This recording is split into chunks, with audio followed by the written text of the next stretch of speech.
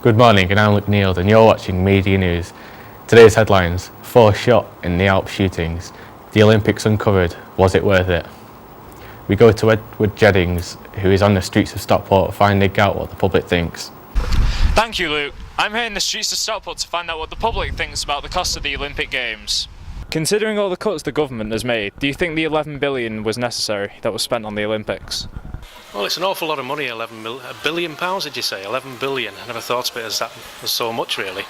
I think you've got to look at a return on that, and I think if that 11 billion has been well invested and it creates jobs and boosts the economy, well then it would be well spent. But I suppose you'll find some people who think that that money could have gone from much better places and used more effectively.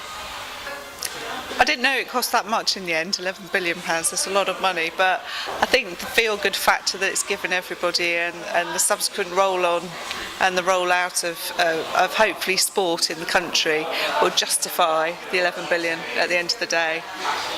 Personally, I do, because the amount of people who are inspired by the Olympics, not just the Olympics, the Paralympics as well. People sat at home with disabilities just going to be sat at home, but now when you see people like David Weir just doing things with disability, and you can't really do it anywhere else, it's just a massive inspiration to other people. Just get out there and do some sport, really. It's not really hard, is it? Personally, I think they could have spent a lot less money though doing it, because they could have spent it on a lot of different things that need money. So that's what everyone on the street thinks. Back to you, Luke. We now go to Edward Hughes, who is on the location of the Alps shooting. Thank you, Luke. I'm here at the Alps, where just a few days ago 4 people were killed and 2 children injured in a shooting that shocked an entire country. Mr. Ahili and his wife were shot dead. Their 2 daughters were injured. Zainab, only 7 years old, was brought out of a medically induced coma yesterday, while her younger sister was in a fit enough condition to be flown home, where she's been put under the care of the authorities and social services. On Sunday, French prosecutor Mr. Milord said police had returned to the scene of the crime and widened their area of investigation. We are trying to see how those who committed these acts were able to get away, he added. There are still no official suspects, but investigation is being led by the French police with the help of the British, Italian and Swiss police. More on this story in tonight's news. Back to the studio.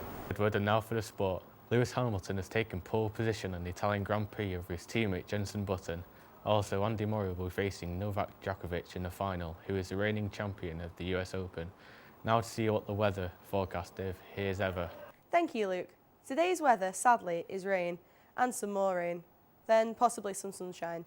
But who knows, because the weather can change at any point. Back to you in the studio. This has been Media News. Thank you for watching and have a good day.